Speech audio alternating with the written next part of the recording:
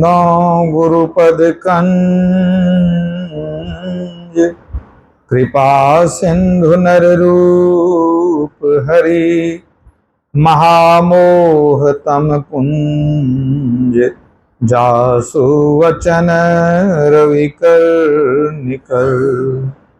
गुरु बिनु ज्ञान न उपजे, गुरु बिनु मिले न भेव, गुरु बिनु संशय ना मिटे।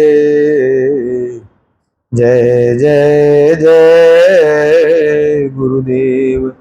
बोलिए प्रेम से श्री सद्गुरु महाराज की जय। परमाराध्य गुरुदेव के पावन चरणों में कोटिशः नमन। आदरणीय धर्म प्रेमी सज्जनों, माताओं, बहनों तथा प्यारे बच्चों, अभी हम लोग गुरु के संबंध में पाठ श्रवण कर रहे थे। जब हम धर्मशास्त्रों और संतवानियों का अध्ययन करते हैं तो हम पाते हैं कि जो गुरु का स्थान है, सच्चे सदगुरु का जो स्थान है, वह परमात्मा से थोड़ा भी नीचे नहीं है, बल्कि शास्त्रों में कहा गया कि परमात्मा ही गुरु के रूप में शरीर धारण करके धरती पर आते हैं। इसलिए आप धर्मशास्त्रों में पढ़ेंगे कि परमात्मा और गुरु में कोई भेद ही नहीं, दोनों एक ही एक है। संत गरीबदास जी की वाणी है, साहब से सदगुरु भय, सदगुरु से भय साध, ये तीनों अंग एक हैं, गति कछु अगम अगाध। परमात्मा ही सदगुरु के रूप में आते हैं और वही सच्चे साधु के रूप में आते हैं। इन तीनों में कोई खास अंतर नहीं है। गुरु नानक देव जी महाराज की वाणी में आप पढ़ेंगे, गुरु की मूर्ति मन महि ध्यान, गुरु के शब्द मंत्र मनुमान, गुरु के चरण हृदय लय धारऊ, गुरु पार ब्रह्म सदा नमस्कारऊ। गुरु क्या है? पार ब्रह्म परमात्मा है, उनको नमस्कार करना चाहिए। फिर कबीर साहब की वाणी लीजिए, उनकी वाणी है, गुरु साहब करी जानिए, रहिए शब्द समाए, मिले तो दंडवत बंदगी पल पल ध्यान लगाए। गुरु साहब करी जानिए, गुरु को परमात्मा समझिए। और भी अनेक संतवानियां हैं, लेकिन मैंने आपको कुछ संतवानियां सुनाई जिसमें कहा गया परमात्मा और गुरु में कोई भेद नहीं है, दोनों एक ही है। तुलसीदास जी भी लिखते हैं, बंदो गुरुपद कंज, कृपा सिंधु नर रूप हरि। गुरु कौन है? नर रूप में परमात्मा है, वो भी बात कहते हैं। लेकिन कहीं कहीं आप देखेंगे ऐसा लिखा गया है कि गुरु की महिमा परमात्मा से विशेष है, गुरु का स्थान परमात्मा से विशेष है। सुंदरदास जी के पद में आया है, गुरु की तो महिमा अधिक है गोविंद ते। गोविंद है परमात्मा, गुरु की महिमा परमात्मा से अधिक है। और यदि गुरु महाराज की वाणी लें तो गुरु महाराज की वाणी में भी हम पाते हैं, प्रभु से गुरु अधिक, जगत विख्यात हैं, बिन गुरु प्रभु नहीं मिले, जगति घट माही रहे। परमात्मा सब दिन अंदर में रहते हैं, लेकिन परमात्मा मिलते नहीं हैं। जब गुरु कृपा करते हैं तब परमात्मा मिलते हैं। इसलिए प्रभु होते गुरु अधिक, प्रभु परमात्मा से गुरु की महिमा, गुरु की कृपा अधिक है। वास्तव में देखा जाए तो अगर किसी व्यक्ति को परमात्मा की कृपा नहीं मिले तो उतनी हानि नहीं है। अगर गुरु की कृपा मिल जाए तो आपका बेड़ा पार हो जाएगा।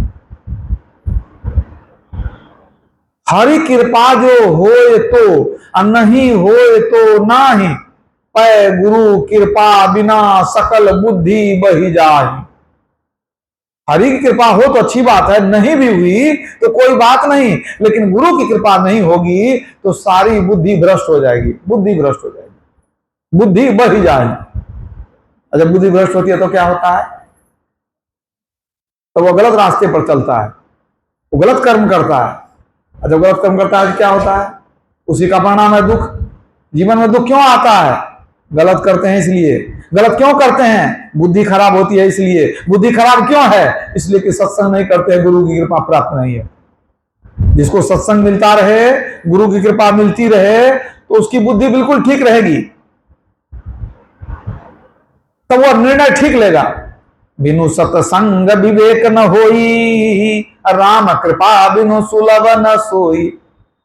सत्संग से भी विवेक जागृत होता है और गुरु की कृपा से बुद्धि ठीक बनी रहती है। बुद्धि का निर्णय ठीक होता है, गलत निर्णय नहीं लेता है। इसलिए चरणदास जी कहते हैं कि गुरु की कृपा में हुई तो बुद्धि खराब हो जाएगी, आदमी का कर्म खराब होगा, उसके बाद भविष्य खराब हो जाएगा, भविष्य अंधकारमय। इसलिए गुरु की कृपा प्राप्त करनी है। भगवान शिव ने भी कहा, ध्यान मूलम गुरुर्मूर्ति, पूजा मूलम गुरुर्पदम, मंत्र मूलम गुरुर्वाक्यम, मोक्ष मूलम गुरुर्कृपा। आपको अगर मुक्ति चाहिए तो गुरु की कृपा प्राप्त करनी आवश्यक है। तो गुरु की कृपा कैसे प्राप्त करेंगे? क्या उपाय है? इसके लिए गुरु को प्रसन्न करना पड़ेगा। गुरु को प्रसन्न कैसे करेंगे? यदि हम उनकी आज्ञा में चलें, उनकी सेवा करें, वो प्रसन्न हो जाएंगे। दोनों बात है। देखिए, आज्ञा में चलना भी सेवा है। बात नहीं मानेंगे तो कौन सी सेवा करते हैं आप? कोई पैर दबा दे, बात नहीं माने, वो कौन सा सेवक है? तो कहने का मतलब गुरु की सेवा भी करें और सेवा में विशेष रूप से आज्ञा का पालन जरूर करें, तब गुरु प्रसन्न होंगे। इसीलिए गुरु सेवा का जो आदेश दिया जाता है, क्यों? देखिए, सेवा करने से एक तो अहंकार समाप्त होता है। आप जिसकी सेवा करते हैं, मान लीजिए आपको लगता है कि हम बहुत पढ़े लिखे हैं, हम धनी हैं, हम ऊंचे पद पर हैं, ऊंची जाति के हैं, और आपको दे दिया जाए जूठा बर्तन मलने के लिए, तो दो ही बात है, या तो नहीं मलिएगा या मलना शुरू करिएगा। मान लीजिए नहीं मलिएगा, कहिएगा नहीं हमसे काम नहीं होगा, हम कभी किए नहीं है, ये सब गंदा काम है, ठीक है। और यदि आप करने लगे तो क्या होगा? आपका अहंकार खत्म होने लगा, घमंड आपका खत्म होने लगा। और अहंकार है तो याद रखिए कि भक्ति के मार्ग पर आगे नहीं बढ़ सकते। ईसा मसीह ने कहा है कि सुई के छेद से चाहे ऊंट पार हो जाए, यह संभव है, लेकिन जिसके अंदर में अहंकार है वो परमात्मा के दरबार में दाखिल नहीं हो सकता है। अहंकार को आपको छोड़ना ही पड़ेगा, कोई उपाय नहीं है। रामकृष्ण जी महाराज जब भक्ति करने लग गए तो कभी कभी उनके मन में अहंकार जाग जाता था। वो ब्राह्मण थे ना, कभी कभी अंदर में हो जाता था कि हम तो ऊंची जाति के हैं, बड़े लोग हैं। उनके मन में आया ये अहंकार हमको भक्ति को बढ़ने नहीं देगी, क्या करें? तो दक्षिणेश्वर काली मंदिर में पुजारी भी थे, तो सोचा ये अहंकार को मारना पड़ेगा। एक दिन दरिद्र नारायण का भोज हुआ, जो भी भिखारी लोग थे, गरीब लोग थे, सबको किसी व्यक्ति ने भंडारा दिया। तो भंडारा जब सब खाने लग गए तो उन्होंने कहा कोई पत्तल नहीं उठाएगा, पत्तल हम ही उठाएंगे। सबका पत्तल वो उठाए। अब वो पत्तल पर क्या है? चावल दाल जो खाया सब है, उसमें दही भी वगैरह है, सब कुछ।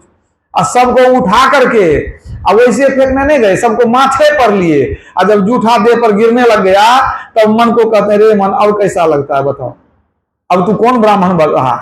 सो बताओ, तुम सबका जितना हरिजन है सबका जूठा माथे पर ले लिया, अब तेरा ब्राह्मण का बुखार उतरा कि नहीं उतरा? अपने मन को पूछने लगे। तो सोच लीजिएगा, अहंकार है तो आगे नहीं बढ़ सकते हैं। तो सेवा करने से अहंकार दूर होता है। किसी को भी अहंकार धीरे धीरे दूर करना पड़ता है। हम बड़े हैं, हम सुंदर हैं, हम पढ़े लिखे हैं, हम रूपवान बलवान हैं, धनवान हैं, ये सब अहंकार भक्ति में बढ़ने नहीं देती है। तो गुरु सेवा क्यों किया जाता है? एक तो आपका अहंकार समाप्त होगा, दूसरा अगर सच्चे मन से बिना कपट का आप सेवा करेंगे तो गुरु प्रसन्न हो जाएंगे।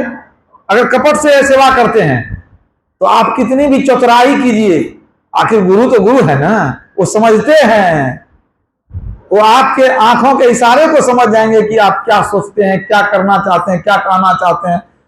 आखिर गुरु क्यों कैसे बने? वो गुरु तो गुरु हैं, उन्हें ज्ञान होता है। बहुतों को देखा उन्होंने, जीवन में बहुत कुछ पाया उन्होंने।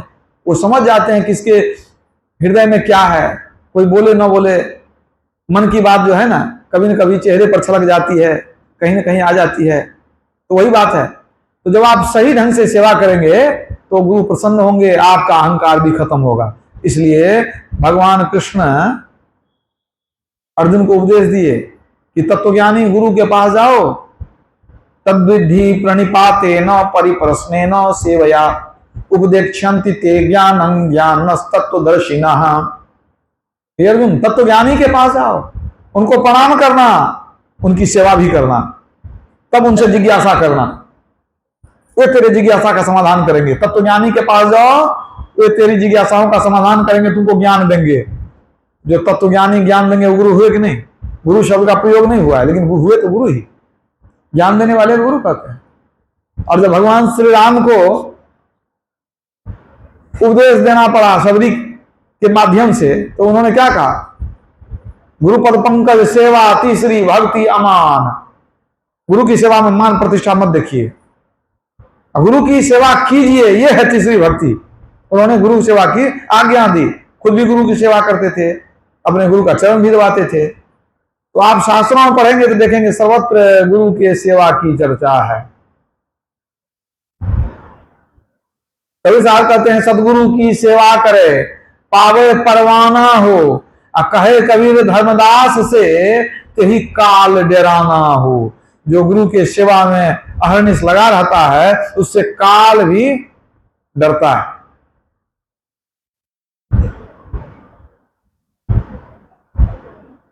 इसी तरह हमारे गुरुदेव क्या कहते हैं? पाखंड और अहंकार तजी, निष्कपट हो और उदीन हो, और सब कुछ समर्पण कर गुरु की सेवा करनी चाहिए, गुरु की सेवा करनी चाहिए। और भी अनेक जगह गुरु महाराज ने सेवा की बात कही है। गुरु पूजा गुरु सेवा करना, अनट बनट कछु मन नहीं धरना, अनासक्त जग में रहो भाई, दमन करो इंद्र खुदाई। देखिए गुरु महाराज की वाणी, अभी आप नानक साहब की वाणी भी सुन रहे थे। बिन सतगुरु भेटे जोग न होई, अब बिन सतगुरु भेटे मुक्ति न कोई। बिन सतगुरु सेवे जोग न कोई, अब बिन सतगुरु भेटे मुक्ति न कोई। तो बिन सतगुरु सेवे जोग न होई, जोग साधना कोई करेगा तो बिना गुरु के सेवा के होने वाला नहीं है। अब मुक्ति चाहिए तो बिना गुरु की कृपा के मुक्ति मिलने वाली नहीं है। तो सब जगह देखेंगे गुरु सेवा का वर्णन है। बल्कि गुरु महाराज ने कितना स्पष्ट कर दिया, पाखंड अरु अहंकार तजी, निस कपट अरु दीन, छोटा बना के अपने को इस तरह से सेवा करनी चाहिए। और पूज्यपाद संसदी पर महाराज कहा करते थे, नहीं कुछ जान तो सेवा ठान। तुमको कुछ मालूम नहीं है क्या करना चाहिए क्या नहीं करना चाहिए, बस महापुरुष को पकड़ो कि सेवा करना शुरू कर दो,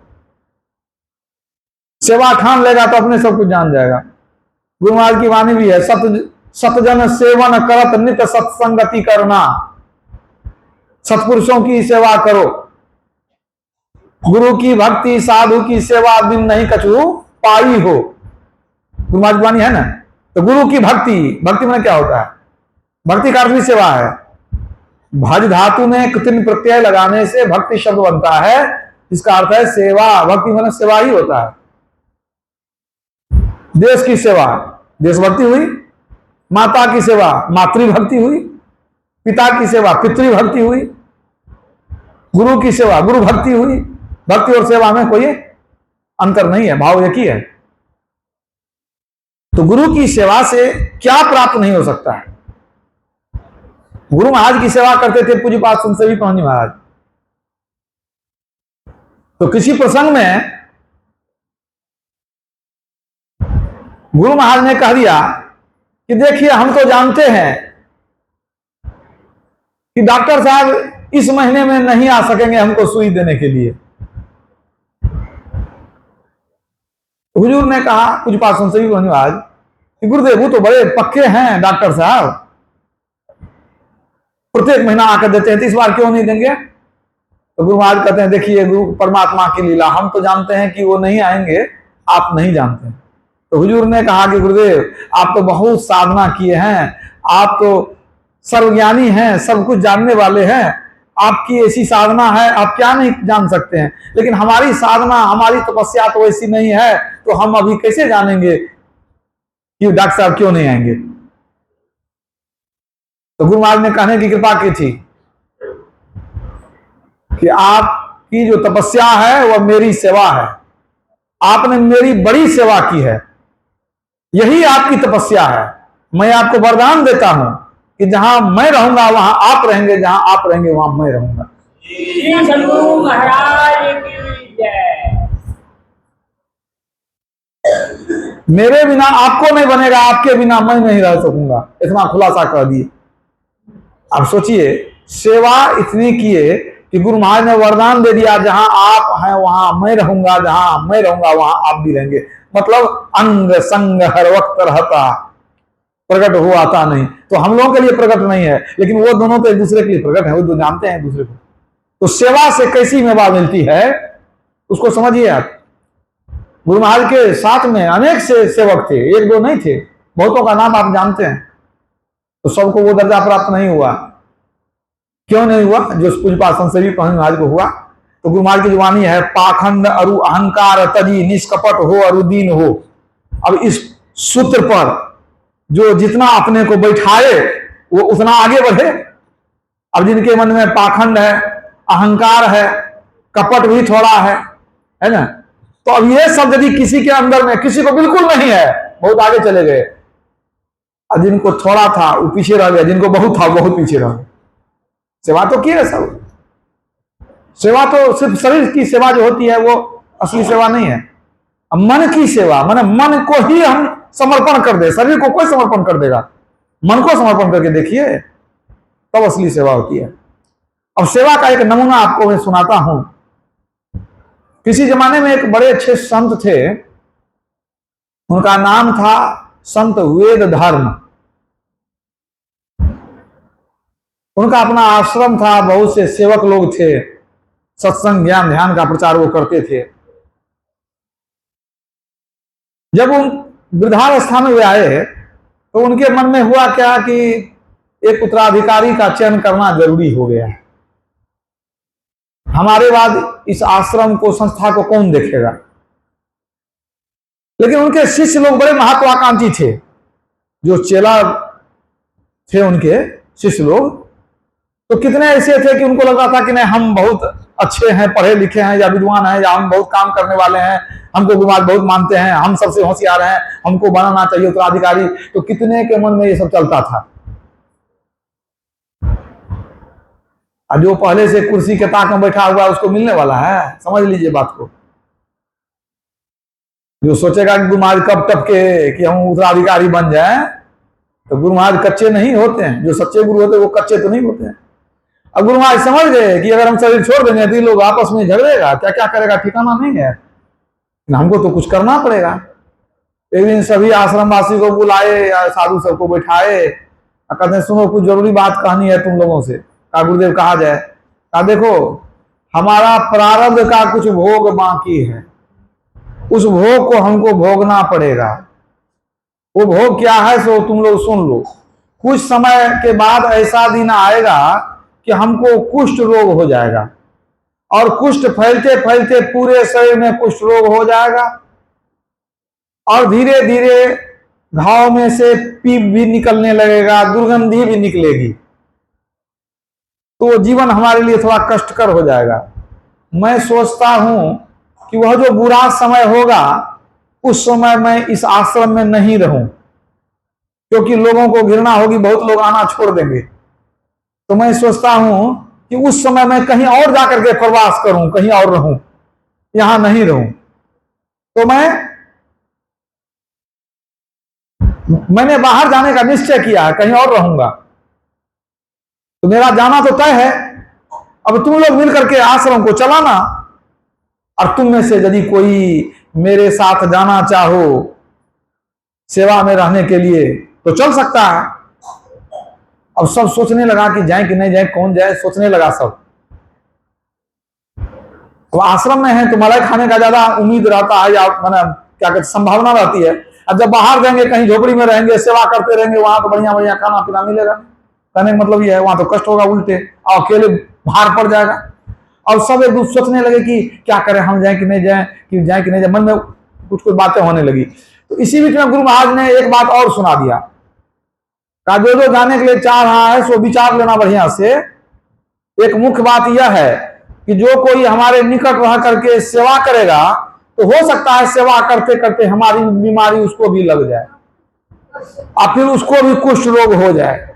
तो यह सोच विचार करके तब चलना मेरे साथ में। अब जो जो मन में सोच रहा था कि जाएंगे, थोड़ा थोड़ा मन में था, वो सोच लिया कि हम तो नहीं जाएंगे। तो एक दूसरे को अंगुली से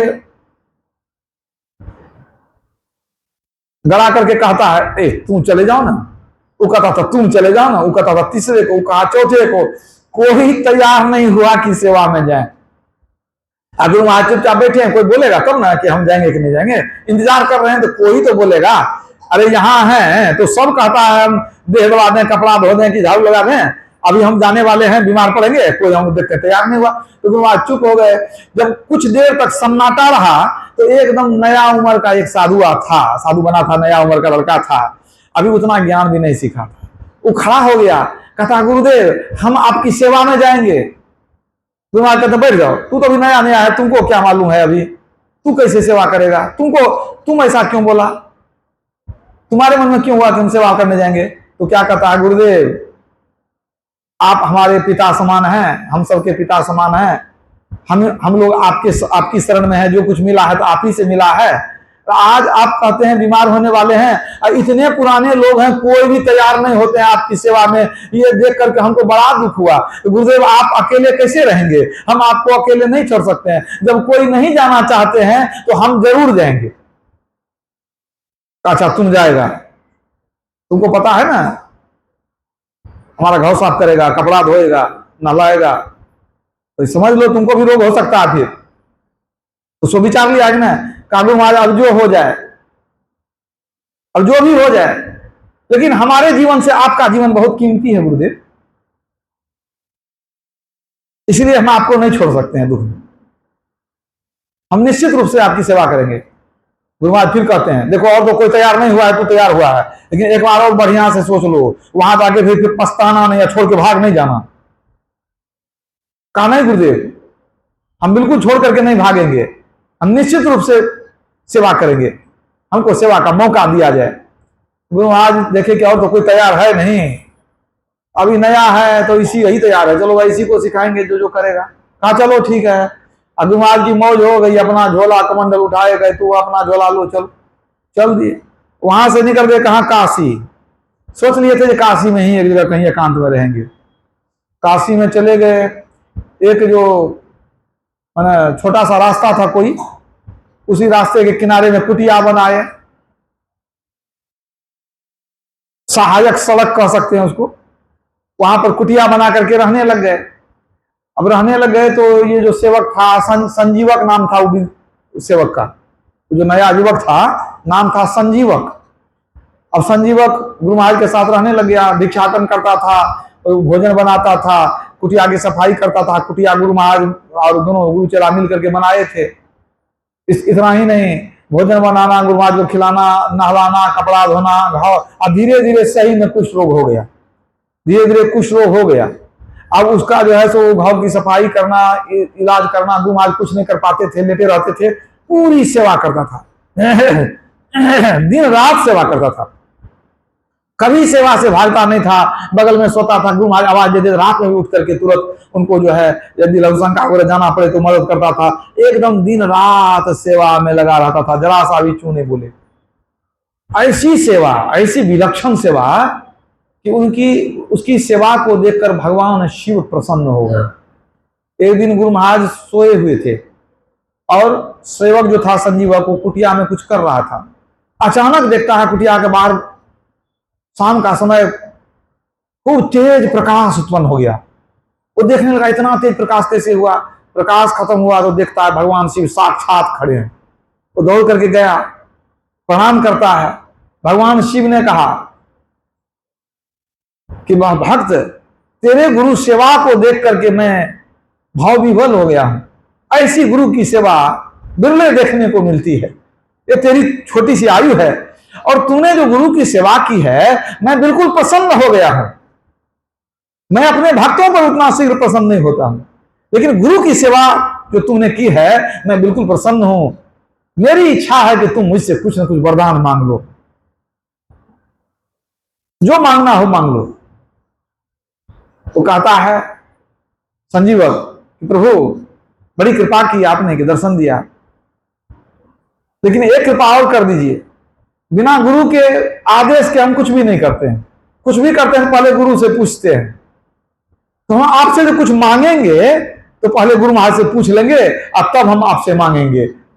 बस इतनी कृपा कर दीजिए कि आप दोबारा फिर हमको दर्शन दीजिए ताकि हम आपसे कुछ मांग सकें। भगवान शिव ने कहा ठीक है, कल मैं पुनः आऊंगा। कह करके अंतर्धान हो गए, भगवान शिव गायब हो गए। गुरु महाराज जब सो करके उठे, बीमार थे तो लेटे रहते थे, तो दौड़ के गया, कहता है गुरुदेव गुरुदेव भगवान महादेव आए थे। कहा बड़ी अच्छी बात है, कहो क्या बोले, क्या कहे। कहो दर्शन दिए हमको बोले क्या कि तुम्हारी सेवा से मैं प्रसन्न हो गया हूं, तुमने गुरु की सेवा की है, मैं प्रसन्न हो गया हूं, तुम मांगो क्या वरदान मांगता है। उन्होंने वरदान मांगने के लिए कहा, तो कृपा करके आप बता दीजिए कि क्या मांगेंगे, क्योंकि आपसे पूछे बिना हम कुछ नहीं करते हैं, जो आप कहेंगे वही मांग लेंगे। गुरु महाराज सोचने लगे कि मैं कुछ बता दूंगा तो ये कहेगा ठीक ही बात है, लेकिन वरदान तो इसी को मिला है, भगवान शिव ने तो इसी को कहा है कि वरदान मांगो। तो पहले तो इसी का मंतव्य हमको टटोलना चाहिए कि इसके मन में क्या मनोभाव होता है। पहले तो ये जानना जरूरी है, अपने मन से हम क्यों कह रहे हैं कि यही मांग लो, आखिर इसके मन में तो कुछ जरूर चला होगा। तो भगवान शिव को कहते हैं अच्छा ये बात बताओ, अगर भगवान तुमको बताए पूछ कहे कि वरदान मांगो और तुमने कहा कि पूछ के बताएंगे, तो तेरे मन में तो जरूर चला होगा कि ये मांगेंगे वो मांगेंगे, तो कुछ जरूर सोचा होगा। कहा गुरु महाराज हमारे मन में तो कुछ चला है। कहा पहले बताओ तू क्या सोचा है, तेरे मन में क्या चल रहा था। कहा संजीवक ने कहा कि गुरुदेव मेरे मन में हुआ कि हम भगवान शिव से यही वरदान मांगेंगे कि हमारे गुरु महाराज पूर्ववत पूर्णतः स्वस्थ हो जाए, उनका सब कष्ट दूर हो जाए। श्री शंभू महाराज की जय।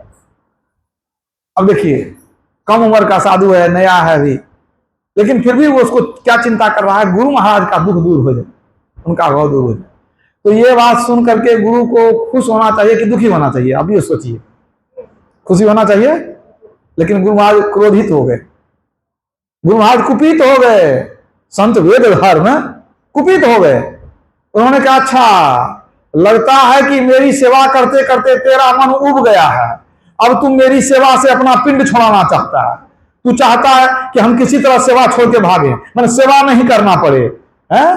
तो ये हम तो पहले तुमको कहे थे कि सोच विचार के मेरे सेवा में आना, तू भगवान से मांगेगा किसी तरह हम स्वस्थ हो जाए, तुमको सेवा नहीं करना पड़े, निकल जा मेरे सेवा से। अभी तुमको हम निकालते हैं सेवा में, हमको सेवा नहीं कराना है, तेरे बिना हमारा काम चल जाएगा। जरूर तेरा मन भर गया है, तू चाहता है सेवा नहीं करे, अगर ऐसा नहीं होता तो तू मांगता क्यों ऐसा। अब गुरु महाराज डांट दिया, निकल जा मेरे सेवा से, झोला उठा निकलो यहां से, डांट के निकाल दिए कुटिया से। और वो बेचारा घबरा गया, जाके बाहर में बैठ के रोने लगा। अब गुरु महाराज बहुत कड़ा मिजाज से कह दिए, उनको डांट दिए। अब बहुत देर रोया, कहा गुरुदेव हमको क्षमा कर दीजिए, गलती हो गई, मन में विचार जो आ गया उसको क्षमा कर दीजिए, अब हम ऐसा विचार कभी मन में नहीं लाएंगे। कहने में हमको विश्वास हो गया, पहले तो कई बार तुमको कहे थे कि सोच विचार लेना कि तुमको रोग हो जाएगा, तुम कर सकेगा कि नहीं कर सकेगा, इसीलिए हम बार बार तुमको कहते थे, हम जानते थे कि सेवा बहुत कठिन है। रामचरितमानस में लिखा हुआ है, सिर भरी जाऊं कुशल अस मोरा, असबते सेवक धर्म कठोरा। रामचरितमानस में जब भरत गए थे भगवान राम को खोजने के लिए निकले थे ना, कि उनको बुला करके ले आएंगे, अयोध्या जी काहे चले गए जंगल। तो जब वो जंगल जाने लगे तो किसी ने बताया कि इसी रास्ते से राम गए, देखिए चरण का जो है चिन्ह बना हुआ है, इसी तरफ से गए हैं। तो भरत जी कहते हैं सिर भरी जाऊं कुशल असमोरा। जितने भी लोग थे, गुरु महाराज भी थे उनके वहां, वशिष्ठ जी, तो क्या कहते हैं कि भगवान राम इधर से गए, हम इसमें चल के जाएंगे, जहां उनका चरण पड़ा है वहां हमारा चरण पड़ेगा, ये अच्छी बात नहीं है। सेवक का धर्म बहुत कठोर होता है। सेवक को यह चाहिए कि जहां स्वामी का पैर पड़ा है वहां सेवक का सिर पड़े, सिर भर जाऊं, मैं माथे से चल करके जाऊं, और जहां उनका चरण पड़ा है वहां मेरा चरण नहीं, वहां सिर पड़ना चाहिए, माथे के बल चल करके मैं जाऊं, ये उचित होता है। यह है सेवक का धर्म। तो वही बात है, संजीवक जब बहुत क्षमा मांगा तो गुरु महाराज कहते हैं अच्छा ठीक है, ठीक है, तुमको क्षमा कर दिए हम, रहो। अब बहुत खुश हुआ, कम से कम गुरु महाराज सेवा से निकाल दिए थे तो कम से कम उनको रख लिए। फिर से मनोयोग पूर्वक सेवा करने लग गया, तो सब कुछ भूल गया, सेवा में तल्लीन हो गया। और दूसरे दिन फिर शाम का समय हुआ, फिर भगवान शिव प्रकट हो गए, कहते हैं बालक मांगो क्या मांगता है। वो हाथ जोड़ करके सिर झुका लिया, कहा प्रभु आपने दर्शन किया, बहुत बड़ी दर्शन दिए, बहुत बड़ी कृपा की आपने, लेकिन प्रभु हमको कुछ भी वरदान में नहीं चाहिए, हमको गुरु जो सच्चे गुरु मिले हैं, अब गुरु की सेवा मिल गई है, अब हमको दुनिया में किसी चीज की इच्छा नहीं है, कुछ भी नहीं चाहिए, क्योंकि गुरु की सेवा मिली इसीलिए आप भी मिले। गुरु की सेवा नहीं मिलती तो वो मिलते, भगवान दर्शन देते उनको नहीं देते। तो यहां गुरु की सेवा किए, संजीवक ने किया, तो भगवान शिव प्रकट होकर के वरदान दे रहे हैं। कागभुसुंडी जी पूर्व जन्म में भगवान की सेवा करते थे, भगवान का नाम जपते थे, भगवान शिव का। अब गुरु का अपमान हो गया तो भगवान शिव ने शाप दे दिया था कि तुम्हारे गुरु महाराज आए, तुम अजगर सांप की तरह पड़ा रहा, जाओ सांप बन जाओ, तुमको मैं श्राप देता हूं। तो सोचिए भगवान शिव गुरु की सेवा से प्रसन्न होते हैं, गुरु के माने अपमान से क्रोधित हो जाते हैं। भगवान शिव की क्या लीला है, उन्होंने कह दिया कि हमको कुछ नहीं चाहिए, गुरु की सेवा मिली हुई है। और उनको दृढ़ निश्चय मन में विश्वास हो गया कि जब गुरु की सेवा में रहेंगे इसी तरह, आज भगवान शिव दर्शन दिए हैं, कल भगवान विष्णु भी दे सकते हैं, ब्रह्मा जी भी दर्शन दे सकते हैं, देवताओं का भी बहुत दर्शन हो सकता है, हमको क्या कमी है। अब गुरु का चरण नहीं मिलेगा तो हमको कोई पूछेगा, कोई नहीं पूछेगा, याद रखिए। भगवान शिव देख लिए कि पक्का गुरु भक्त है, उन्होंने यूं ही भक्ति की पूर्णता होने का आशीर्वाद दे दिया, जब तेरी भक्ति पूर्ण हो, अपने मन से आशीर्वाद देकर के भगवान शिव चले गए। गुरु महाराज पूछते हैं क्या जी, भगवान शिव आए थे, वो तो सब जानते थे, वो क्या नहीं जानेंगे, अंतर्यामी पुरुष, वो तो सबको जानते हैं। कहां गुरु महाराज आए थे, कहा क्या मांगा, सुना दिया कि हम कहा दिया हमको कुछ नहीं चाहिए, गुरु का चरण मिला हुआ है, अब दुनिया में हमको कुछ नहीं चाहिए। गुरु महाराज प्रसन्न हो गए कि जो इसकी कमी थी वो दूर हो गई, और जो है इसकी निष्ठा बढ़ गई है। कहते ठीक है, अब ध्यान का समय हो गया, अब ध्यान करो। गुरु महाराज बैठ गए ध्यान करने, वो भी ध्यान करने बैठ गया। अब ध्यान करने जो बैठा, अब उसकी इतने दिनों की तपस्या, वो बहुत सेवा किया था ना, ऐसी सेवा गुरु महाराज तो पसंद थे ही, ऐसा आशीर्वाद हुआ कि उस समय जो ध्यान करने बैठा, एकाग्रता हुई और सूरत का सिमटाव हो गया, और उसको ब्रह्म ज्योति का दर्शन झलक गया, ब्रह्म ज्योति का दर्शन हो गया उसी दिन। ब्रह्म ज्योति का दर्शन जो हो गया, देर तक वो ध्यान में बैठा रहा। इसके बाद जब ध्यान टूटा तो गुरु महाराज कहते हैं आंखें खोलो। और जब वो आंख खोला तो देखता है कि गुरु महाराज के शरीर में जो कुष्ठ का घाव था, घाव की बात छोड़ दीजिए, घाव का एक निशान भी नहीं था, सब गायब हो गया था। कहते हैं कि अब जो है, अब चलने का समय हो गया है, अब यहां से अब लौटने का समय हो गया, चलो। अपना झोला कमंडल से उठाए और कहते हैं चलो अब अपने मठ पर, आश्रम पर लौट करके वहां से आश्रम पर आ गए। आए तो सब आदमी आए, भीड़ लग गई दर्शन करने के लिए, गुरु महाराज आए हैं, सब आए, भक्तजन भी आए, साधु लोग भी आए। सबके बीच में गुरु महाराज ने घोषणा किया कि सबसे कम उम्र का है संजीवक, उम्र तो कम ही है इसका, लेकिन आज से मैं घोषणा करता हूं कि मेरे बाद इस आश्रम का उत्तराधिकारी यही संजीवक ही होगा, और जिसको भी रहना होगा सब इसके अधीन ही रहेगा, इसी के आज्ञा में रहेगा। अगर किसी को यह चीज पसंद नहीं हो तो अपना दूसरी जगह जा सकता है, लेकिन यहां जो रहेगा तो वह जो है इसके अधीन रहेगा और यही इस आश्रम का संचालन करेगा, ज्ञान ध्यान का प्रचार करेगा। स्थान गुरु महाराज उनको दे दिए और यहां भी जो आया वो तो गुरु महाराज की सेवा को छोड़ा नहीं। भले कुष्ठ नहीं है, रोग नहीं है, लेकिन उसी तरह तन्मयता से वो सेवा करते रहा। गुरु महाराज भी जान गए थे कौन कितना पानी में है, कौन खाने के लिए हमारे पास सटा हुआ है, कौन पैसा के लिए सटा हुआ है, कौन प्रतिष्ठा खोज रहा है और कौन सेवा करने के लिए, सब जान गए थे। तो कुछ ही समय के बाद समय आ गया ऐसा कि गुरु महाराज अपना चोला छोड़ दिए और संजीवक ने ज्ञान ध्यान का प्रचार करना शुरू किया, वही उत्तराधिकारी बना। बोलिए प्रेम से श्री सद्गुरु। तो सुनते हैं सेवा से मेवा मिलता है, सेवा से मेवा मिलता है, ये सुनते हैं, ठीक है। लेकिन आपने देख लिया कि कैसा मेवा मिला उसको, माने साधना में भी प्रगति हो गई और गुरु महाराज ने उत्तराधिकारी बना दिया। छोटा सा प्रसंग गुरु महाराज के संबंध में भी सुना देता हूं। गुरु महाराज के साथ शुरू में ज्यादा लोग नहीं चलते थे। एक पूज्यपाद संसदीय परमानंद जी महाराज थे, एक भंडारी थे, नाम था भूपलाल। बस 3 आदमी ही शुरू में चलते थे और कोई बाबा साहब का नाम लीजिएगा कोई नहीं थे साथ में, कोई भी बाबा हो, 3 ही आदमी चलते थे। एक जगह कहीं 2 दिवसीय बड़ा आयोजन था, गुरु महाराज गए थे सत्संग में।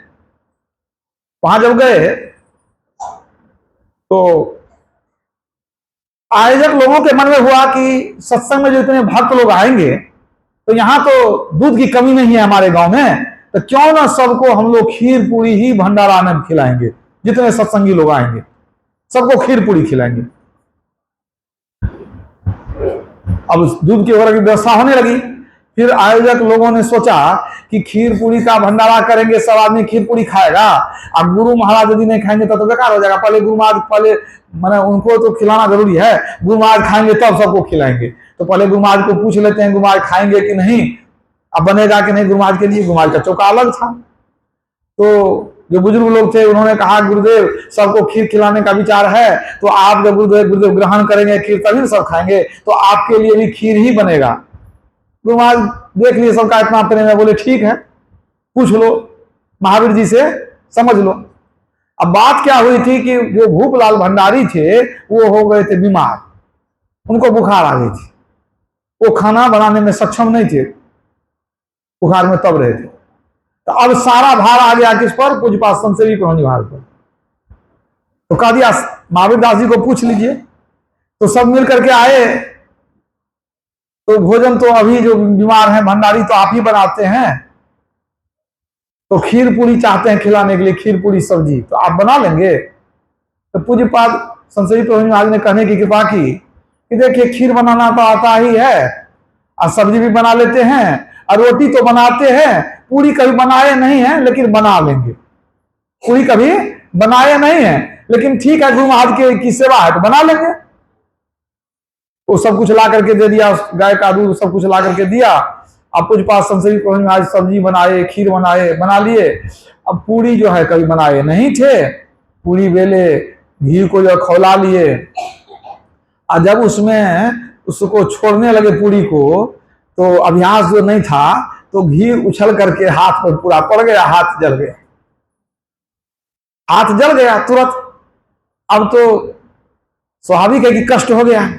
किसी ने देख लिया तो पूज्यपाद नहीं गए गुरु महाराज के पास कहने के लिए, किसी तरह से 2-4 पूरी निकाल दिए, जले हुए हाथ से ही, पड़े गुरु महाराज को तो समय पर देना है, जल ही गया किसी तरह से। कोई जाके गुरु महाराज को कह दिया कि गुरुदेव गुरुदेव महावीर दास जी का तो हाथ जल गया है। का कैसे जल गया? का वही घी के कड़ाही में डाल रहे थे पूरी, तो वही उछल करके जो हाथ में पड़ गया।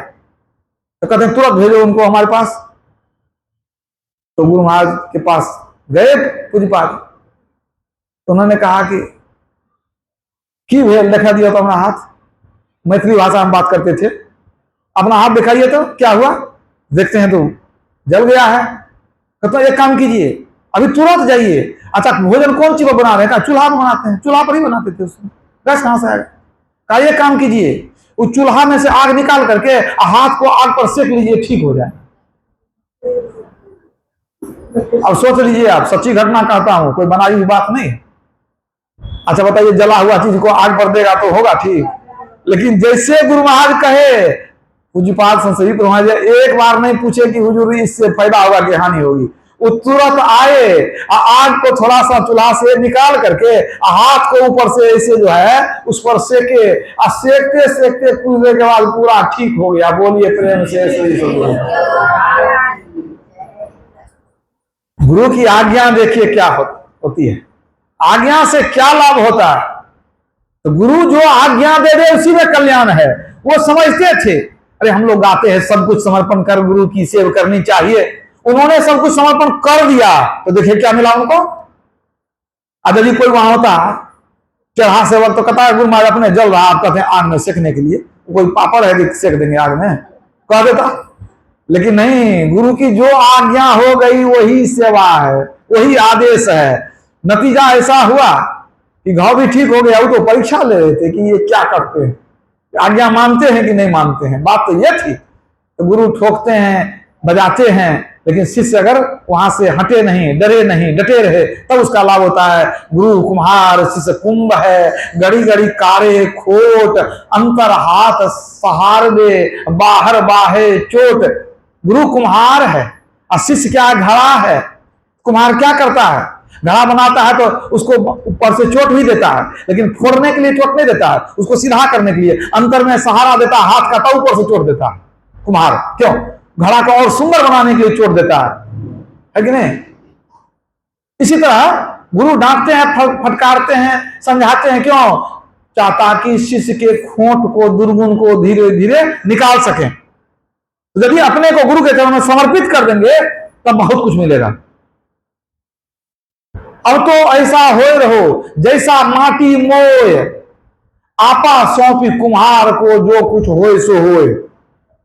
कहते हैं जैसे मिट्टी अपने आप को कुम्हार को सौंप देती है, अब वो कूटे, पीसे, पानी दे, मिलावे, साने, जो करना है करते रहे, जो होए सो होए। अगर मिट्टी को लगे कि कौन इतना मार खाए तो कभी बर्तन बनेगी मिट्टी, कभी मूर्ति बनेगी नहीं। बहुत मार खाती है मिट्टी।